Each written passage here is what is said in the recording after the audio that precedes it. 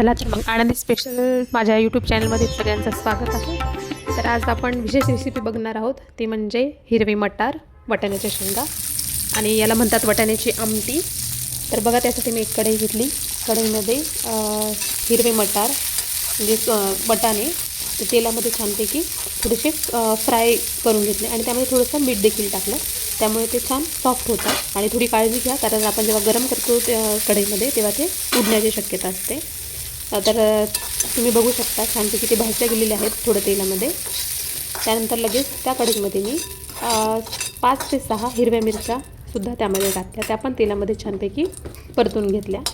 यामुळे त्या ना म्हणजे कच्च्या राहत नाहीत हिरव्या मिरच्या जेव्हा आपण मिक्सरमधनं काढतो तो. त्यामुळे बघू शकता तुम्ही मिरच्या पण छानपैकी तेलामध्ये शॅलो फ्राय झालेल्या आहेत.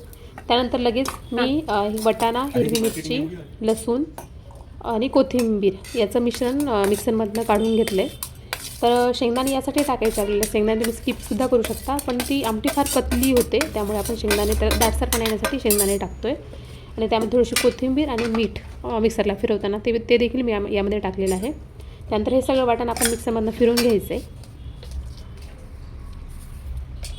बघू शकता तुम्ही मिक्सरमध्ये फिरवून घेतल्यानंतर आता लगेच आपल्याला कढई ठेवायची आहे. त्याच कढईमध्ये थोडंसं तेल, जिरे, मोहरी हे टाकायचं आहे. थोडा कट केलेला तडका देण्यासाठी आपल्याला लसूणसुद्धा टाकायचं आहे.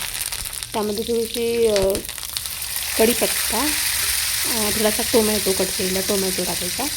यामध्ये अजिबात आपल्याला कांदा टाकायचा नाही, त्यामुळे त्याची टेस्ट खूप वेगळी येते. तर त्यानंतर लगेच लाल तिखट, हळद, थोडासा कांदा लसूण मसाला हे छानपैकी तेलामध्ये मिक्स झाल्यानंतर आपण जे मिक्सरमधनं वाटण काढलं होतं वाटाण्याचं हिरवं वाटण ते यामध्ये टाकायचं आहे. ते छानपैकी तेलामध्ये पूर्णपैकी मिक्स करून घ्यायचं आहे.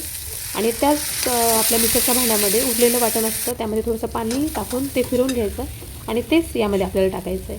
आणि यामध्ये आपल्याला जशी हवी तशी कन्सिस्टन्सी ठेवायची आहे, तुम्हाला जसं पतलं हवे त्याप्रमाणे. आणि तुम्ही बघू शकता दिसायला पण खूप छान दिसते आणि चव तर अतिशय भन्नाट येते. त्यामुळे नक्कीच एकदा करून बघा ही वाटाण्याची आमटी या सीझनमध्ये. थँक्यू.